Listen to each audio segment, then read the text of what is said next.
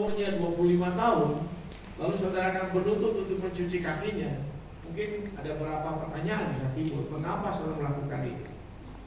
Satu fenomena, satu gejala, satu hal yang bisa dilihat, sesuatu yang aneh di sini adalah bahwa Tuhan Yesus, kata Alkitab, sebagai guru Tuhan itu datang dan kemudian mencuci kaki murid-muridnya. Mungkin buat kita hal yang mungkin ya tidak masuk akal juga. Bagaimana dia adalah guru, adalah Tuhan, seorang satu pribadi yang diagungkan, yang luar biasa, tapi melakukan sesuatu yang berbeda, sesuatu yang tidak biasa. Saya rasa ini pernah dan seringkali dipraktekkan di dalam kekristenan sampai hari ini. Suatu tradisi gereja untuk melakukan satu tradisi mencuci kaki, membasuh kaki. Nah, saya tidak tahu apakah kita pernah mengikuti acara itu, dan memang gereja kita tidak menjadikan itu tradisi, tetapi dalam gereja-gereja tertentu itu dijadikan tradisi untuk melatih kita dalam aspek tertentu. Ketika saya kuliah di Singapura, saya ingat sekali hal itu dilakukan, dan celakanya saya tidak terlalu memperhatikan bahwa akan diadakan upacara atau tradisi membasuh kaki. Jadi ketika kebaktian terjadi, sekalian, tiba-tiba selesai khotbah dikatakan kita akan saling membasuh kaki. Saya kaget sekali, oleh karena langsung perhatian saya adalah apakah kaos kaki saya bersih atau tidak. Dan sekarang saya baru sadar karena begitu sibuknya kuliah, ada jam 3 subuh baru tidur. Saya ingat minggu itu saya belum cuci kaki, saya kaos kakinya. Dan sebelah saya ada wanita, perempuan teman saya, orang Singapura. Dia sebelah saya juga seorang wanita. Matilah saya. Dan itu yang terjadi sekalian. Nah, saya pikir gimana caranya meloloskan diri, tetapi tidak bisa karena langsung acara dilaksanakan. Dan kemudian aku mencuci kaki sekalian. Dan diadakan mencuci kaki adalah sebelah kanan untuk sebelah kiri. Jadi saya yang pertama mencuci kaki teman saya wanita itu. Jadi saya berlutut karena disediakan semacam baskom kecil. Saya cuci kakinya. Saya baru ingat, saya tidak lakukan ini juga bagi istri saya. Saya lakukan itu. Ya, saya cuci kaki dia pelan-pelan selesai. Dan yang lain juga melakukan yang sama. Dan tiba giliran saya, ada dua hal yang muncul. Satu, kaos kaki saya itu ada bolongnya. Itu problem sekali gitu ya. Namanya juga mahasiswa, uang susah sekali waktu itu. Kedua, kaos kaki ini apa tuh yang belum upah dicuci. Jadi begitu saya buka, nanti saya bilang ke dia, gak usah ya. Oh, dia mengatakan tidak bisa. Saya bilang janganlah, gak usah. Oh, dia tidak, gak usah, bukan lakukan itu. Saya tidak tahu apakah di hati dia ketika dia lakukan itu dia menyesal apa tidak. Oleh karena begitu saya buka kaos kaki saya tahu bahwa itu tidak terlalu harum sekalian. Dan itu saya rasa mungkin dia juga merasa, aduh ini gimana gitu. Dan dia melakukan itu. Saya sangat-sangat sungkan ketika dia melakukan itu. Dia mencuci kaki saya. Saya merasa tidak pantas dia melakukan itu. Saya rasa tidak pantas saya menerima perlakuan seperti itu. Yesus melakukan itu. Dan saya bisa bayangkan ini sesuatu yang sangat-sangat luar biasa. Dan di dalam Alkitab kalau kita lihat, ya, apa sesungguhnya yang terjadi sebenarnya? Apa yang terjadi? Mengapa Yesus melakukan itu? Kan aneh, kalau Yesus Tuhan, Rabi yang sangat dihargai pada waktu itu, dia yang bikin mujizat, dia yang luar biasa, pakai semangat sampai melakukan itu. Sesuatu yang tidak biasa. Apa yang sebenarnya mau Yesus kerjakan? Pertama adalah suatu demonstrasi. Ini satu tindakan yang sengaja Yesus lakukan. Sesuatu yang bertentangan dengan kebiasaan orang lain. Rabi-rabi lain tidak akan melakukan itu, tetapi dia melakukan ini. Mengapa? Karena dia mau mendemonstrasikan sesuatu yang sangat penting. Yesus tidak main-main dengan melakukan ini. Yesus tidak sedang guyon melakukan ini. Yesus melakukan ini sebenarnya untuk menjadi satu powerful witness, kesaksian, powerful demonstration.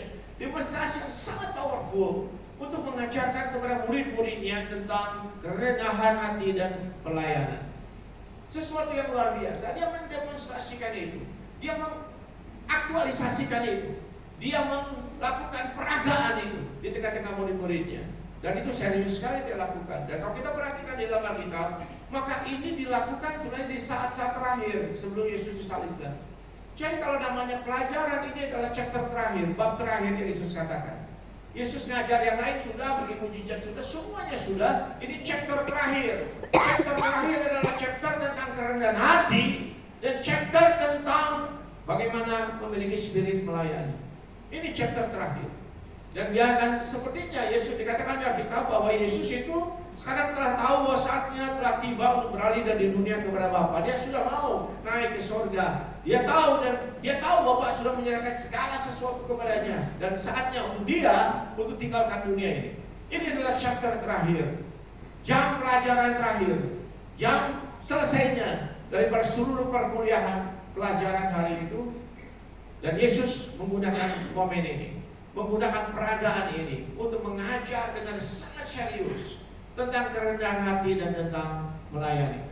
Dan kasih Tuhan ini adalah hal yang luar biasa menurut saya, karena Yesus merasa begini, apakah semua pelajaran 3 tahun yang sebelumnya itu penting? Tidak penting. Mereka sudah belajar banyak hal dari Yesus, tetapi ada chapter ini tentang kerendahan hati dan pelayanan. Kenapa diajarkan di bagian terakhir? Kenapa dia sampai mau peragakan? Oleh karena Yesus merasa sangat penting. Bagian ini adalah bagian yang betul-betul penting, oleh karena dia ingin ada sesuatu yang kurang itu akan ditambahkan kepada murid-murid. Sesuatu lesson yang penting sekali. Kerendahan hati, pelayanan, penting sekali. Sebab yang tidak akan diberikan kalau itu tidak penting. Tidak akan dilakukan di chapter terakhir kalau itu tidak penting. Tidak akan dilakukan di saat-saat yang paling serius kalau itu tidak penting. Itu dilakukan di sana. Yesus tahu saatnya sudah tiba, dan dia memberikan itu karena itu sangat penting. Ada sesuatu yang kurang, dan sangat kurang, yaitu tentang kerendahan hati, tentang service, tentang servanthood, melayani. Dan Yesus berikan itu. Kadang-kadang sekalian kasih Tuhan pemulihan dalam program gereja itu menjadi satu jargon yang menurut saya justru kebalikan dari yang seharusnya. Kita itu bangga sekali kalau gereja itu disebut discipleship church. Buat saya, discipleship itu kontradiktif sekali. Saya mau mencontoh begini sekali. Saya kuliah, saya ambil S3 saya, gumul bertahun-tahun, saya mati untuk bisa menyelesaikannya, dan saya bergaul banyak dengan dosen-dosen saya. Ketika saya bergaul dengan dosen-dosen saya, ketika saya bersama dengan mereka tentu memperhatikan, karena di kelas kami, di angkatan kami cuma 9 orang. Jadi setelah semua berjalan sekian tahun, kami bergumul, tertawa bersama, susah bersama. Saya ingat ketika saya di wisuda, saya itu mendapatkan 2 diploma. Diploma pertama tentu berhubungan dengan gelar. Tapi diploma kedua, saudara tahu apa? Diploma yang kedua itu, ini hanya di antara kelas, di dalam kelompok saja ya, di level itu saja. Lalu setiap orang diberikan satu diploma kecil yang merupakan satu apresiasi sekolah itu tentang kita, tentang mahasiswa. Jadi ada yang disebut dengan setengah guyon ya, Doctor of Technology misalnya, karena ada mahasiswa yang jago teknologi gitu ya, dengan teknologi dia menolong orang. Ada yang lain dan seterusnya. Dan saya dapat yang kedua. Saudara tahu apa itu? Disebutkan Doctor of Humility. Saudara, kita agak bertentangan. Kalau yang namanya humility, kerendahan hati tidak perlu diangkat-angkat. Ya, kalau orang sombong, orang rendah hati tidak bisa mengatakan begini, saya rendah hati loh. Itu namanya sombong. Dan saya diberikan 2. Yang satu diploma kecil sebagai satu apresiasi, Doctor of Humility. Saya bilang kenapa? Mereka bilang, dekan akademiknya bilang, kami menemukan kamu ini orang yang sangat rendah hati. Kami tahu siapa kamu tahu siapa prestasimu, dan kami perlu appreciate itu. So kasih Tuhan, ada orang mengapresiasi tentang humility, tetapi sekali menurut saya justru dengan diangkat itu tidak humility lagi. Jadi saya cuma thank you lah, sudah saya simpan saja. Kasih Tuhan, humility adalah pelajaran, kerendahan hati adalah pelajaran Yesus berikan. Kenapa demikian? Karena saya juga belajar, pengalaman saya sedikit sharing. Ketika kami kuliah, kami belajar statistik dengan sangat mendalam, sangat mati sekali, menganalisa semua riset segala macam. Dan kami itu lama-lama 9 bersama 9 orang teman-teman itu, kita tuh cukup bangga gitu, dan kami merasa cukup hebat. Jadi akhirnya satu kali ketika kuliah itu ada materi dari salah satu sekolah yang terkenal di dunia, di kasih ke kita materinya, hasil risetnya. Jadi kita debat, kita diskusikan, dan akhirnya profesor saya itu berdiri di depan dan ingin lihat analisanya kita. Lalu kita analisa dari A sampai Z, semua kita bangga sekali. Kita menemukan kesalahan dari sekolah tadi ya, dari universitas tadi, dari dosen ya, di sana. Wah, ini kurang, ini salah, ini salah. Wah, kita tuh happy sekali.